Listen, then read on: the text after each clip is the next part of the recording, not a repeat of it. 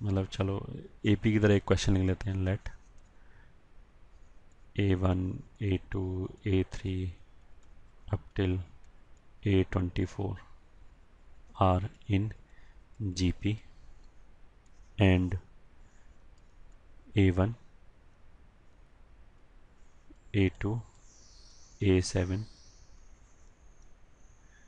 A18 to A23 A24 is equals to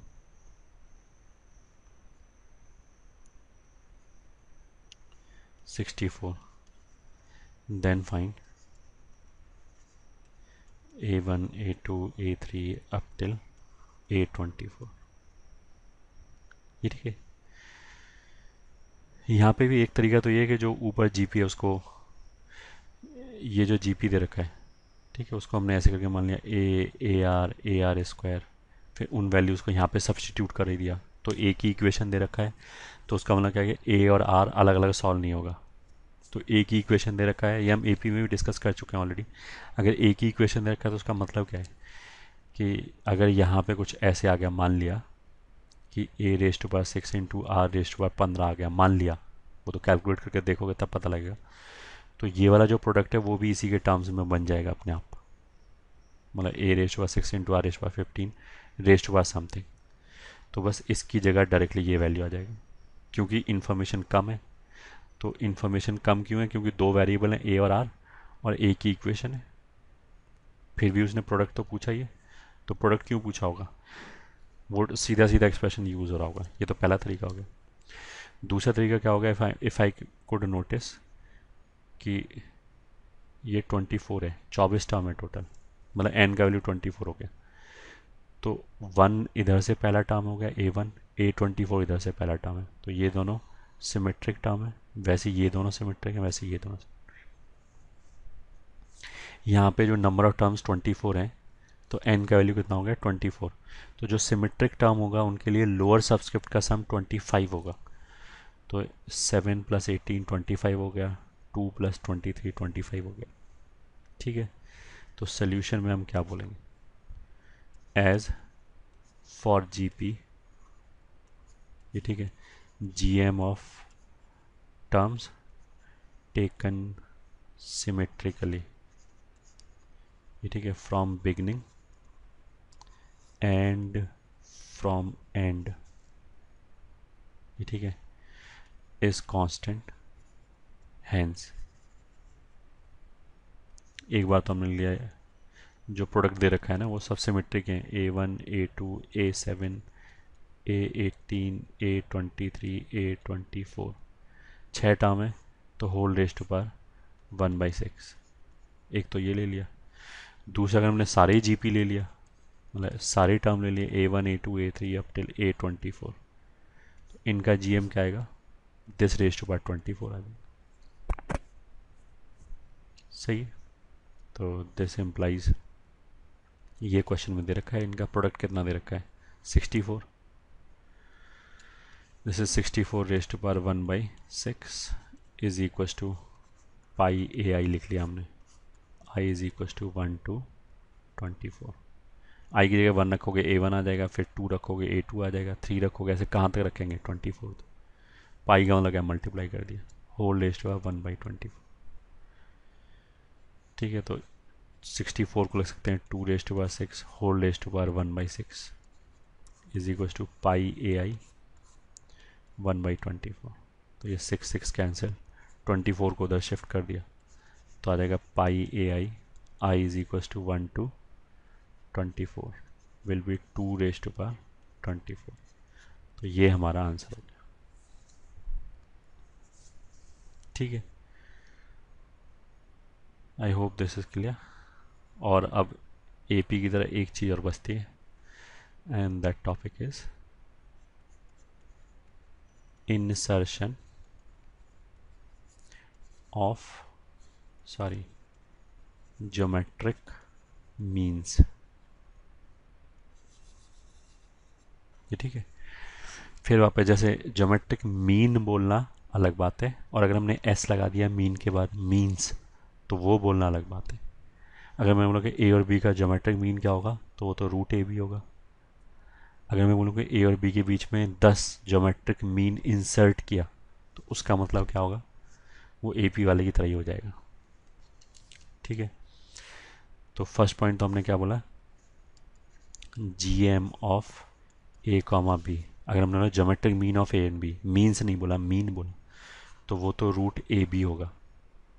ये ठीक है। और अगर मैं बोलूँ single geometric mean between A and B, तो वो तो रूट ए बी ही होगा। ये ठीक है, ये तो अलग हो गया। ज्योमेट्रिक मीन्स का मतलब क्या है, वही जो अर्थमेटिक मीन का मतलब था। अगर हमने बोला कि if G one G two, ये ठीक है, up till G N are N G Ms, ये ठीक है, एन जी एम मतलब N geometric means between A and B, तो इसका मतलब क्या है, then A G one G two up till G N and then B is G P. मतलब अगर हमने ये बोला कि ए और बी के बीच में 5 ज्योमेट्रिक मीन इंसर्ट करो, तो उसका मतलब क्या है, वो 5 नंबर ए एंड बी ये मिला के जो 7 नंबर्स आया, वो एक जीपी बन जानी चाहिए। ठीक है, तो हमें ऐसे 5 नंबर ढूंढने ए और बी के बीच में, जो ए और बी के साथ मिलके जीपी बना दें। ठीक है, तो अब मान लिया हमें यही ऑब्जेक्टिव दिया जाए कि ए और बी तो गिवन है और ये जीएम निकाल लें, तो कोई बात नहीं, हमने मान लिया कि कॉमन रेशो आर है, तो जी वन अपॉन ए कितना हो जाएगा, इन दोनों का रेशो कितना हो जाएगा आर, इन दोनों का रेशो कितना हो जाएगा आर स्क्वायर, क्योंकि आगे जाने में आर आर आर मल्टीप्लाई होता जाएगा, तो इसका और इसका यहाँ पे मतलब जी थ्री है, रेशो कितना हो जाएगा आर क्यू। अगर जी थ्री है तो आर पे पावर 3 है, जी टू है तो आर पे पावर 2 है, तो अगर मैंने इसका और जी एन का रेशो निकाला तो आर पे पावर एन हो जाएगा। और इस पे और एक और स्टेप आगे चले गए, बी तक का रेशो निकाला तो आर पे एक पावर और हो जाएगा आर ऑन। ठीक है, ये R ratio N plus one क्या है, बी और ए का रेशो, तो आर रेश टू, हम भाई बेसिकली हमारा एम क्या है, हमें ए और बी तो दे रखा है और G one G two G three ये निकालना है। ठीक है, तो हमने मान लिया कि अगर ये जी पी जो है उसका कॉमन रेशो आर है, तो आर तो ए और बी दे रखा है बस, और कुछ नहीं बोल रखा, तो आर तो अननोन हो गया, तो अब पहले तो हमें आर चाहिए, आर मिल गया तो फिर जी पी बता सकते हैं। ठीक है, तो R ratio by N plus one हमने क्या बोला, बी और ए का रेशो है, तो बी बाई ए होना चाहिए, तो इसका मतलब क्या हो जाएगा, R is equal to B by A whole raise to power 1/n+1।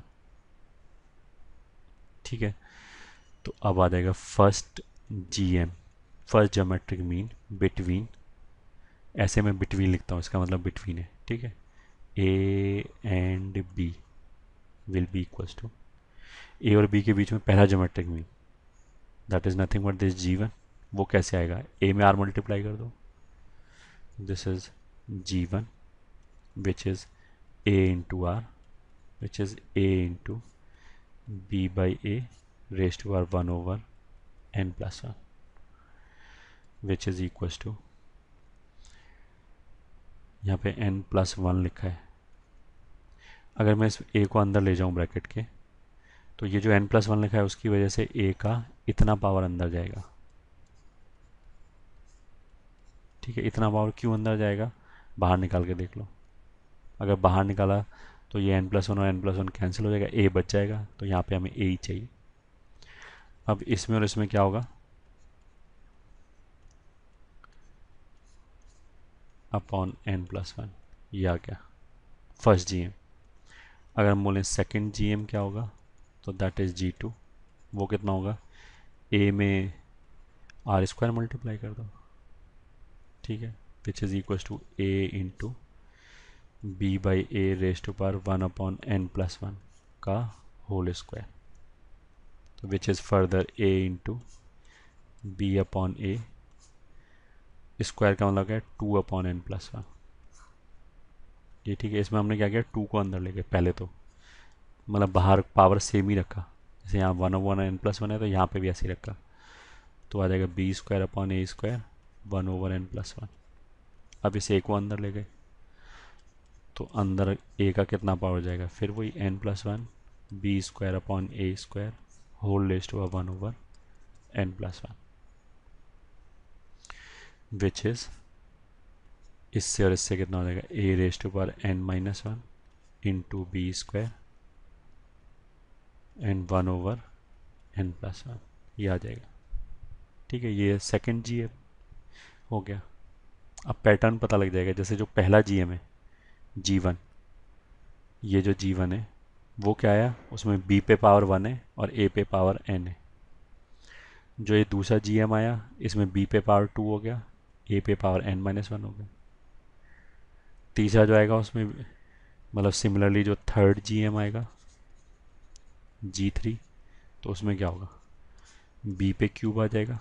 बस इन दोनों पावर का सम n+1 होना चाहिए, जैसे यहाँ पे भी इन दोनों की पावर का सम n+1 है, तो उसके हिसाब से A पे यहाँ पे पावर कितना होना चाहिए, n-2, और whole raised to power 1/n+1। ये तो सभी में है, इसमें भी है, इसमें भी है। तो अगर ये समझ में आए तो अब तो जनरल टर्म लिख सकते हैं, kth GM कितना हो गया, GK, विच इज़ B पे पावर तो K होना चाहिए और A पे ऐसे पावर होना चाहिए कि A और B की पावर का सम n+1 आ जाए, तो वो आ जाएगा n-k+1, 1/n+1। बस ये हो गया, ये हो गया इंसर्शन ऑफ GM। ठीक है,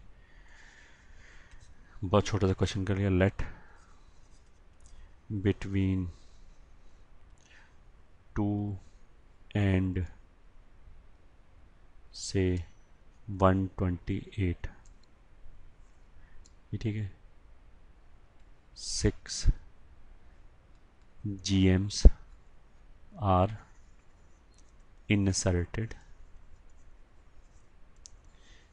then find, ये ठीक है, थर्ड GM,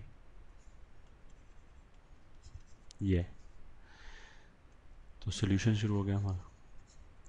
ठीक है, A का वैल्यू कितना है 2, B का वैल्यू कितना है 128, उसको हम 2⁻7 भी लिख सकते हैं। ठीक है, 6 GM इंसर्ट किया गया है, तो उसका मतलब क्या है, कॉमन रेशियो बराबर R कितना था, B/A whole raised to power 1/n+1 ऐसे था। ठीक है, चाहे तो ऐसे करके निकाल लो, चाहे हम डायरेक्टली बोल सकते हैं अगर हमें थर्ड GM चाहिए, ये ठीक है, मतलब हमें G3 चाहिए, तो उसमें B पे पावर 3 था, A पे पावर n-2 था, whole raised to power 1/n+1। Question के हिसाब से n का वैल्यू कितना है 6, क्योंकि 6 GM इंसर्ट किया। चाहे यहाँ से R निकाल लो, R के बाद कैलकुलेट कर सकते हैं। अच्छा, एक चीज़ और इम्पॉर्टेंट है, ये समझ में आना चाहिए कि अगर हम GP की बात करें ना, इस पूरी GP की, जैसे ये पूरी GP की, तो जो इसमें G3 है वो है तो थर्ड GM, ये ठीक है, but this is fourth term of GP, ये ठीक है, क्योंकि GP तो A से शुरू हो रहा है। ठीक है, मतलब क्या बोला हमने, वैसे तो जब हम nth टर्म लिखते हैं तो उसमें ऐसे लिखते हैं A × R⁻n−1 ऐसे लिखते हैं, तो अगर उस हिसाब से लिखना चाहोगे तो फिर A से शुरू करना पड़ेगा। तो G3 तो फोर्थ टर्म है, तो 4 - 1 वापस 3 आ जाएगा, तो G3 में R³ ही आएगा, AR³ करके आएगा मतलब। या फिर ये जो हमने फॉर्मूला लिखा रखा है इसको भी याद कर सकते हैं कि जो kth GM है उसमें B पे पावर K आ जाएगा और A पे ऐसा पावर आएगा कि इन दोनों के पावर का सम n+1 हो जाए। ठीक है, तो उस हिसाब से ये कितना हो जाएगा, = A का वैल्यू कितना है 2, n का वैल्यू 6 है, तो n-2 कितना हो जाएगा 4, इंटू B का वैल्यू कितना है 2⁻7, ये B है, उसका cube whole raised to power 1/n+1 which is 7, ये हो जाएगा। तो हो गया 7 × 3 21, उसमें 4 और जुड़ जाएगा, पावर तो ऐड हो जाएगा, तो 2^25 हो जाएगा अंदर, (1/7) और दिस इज 2^25/7। ये हमारा आ जाएगा थर्ड जी। ये ठीक है, ये आंसर हो गया। एपी के हिसाब से सोचें तो 1-to-1 करस्पॉन्डेंस है, मतलब जितने पॉइंट उतने वहाँ पे थे उतने ही पॉइंट यहाँ पे हैं, उसी टाइप के सिमिलर पॉइंट हैं, सिमिलर लॉजिक पे बेस्ड है। तो अगर वहाँ पे अच्छी तरह समझ में आया है तो आई डोंट थिंक यहाँ पे कोई दिक्कत होनी चाहिए समझने में।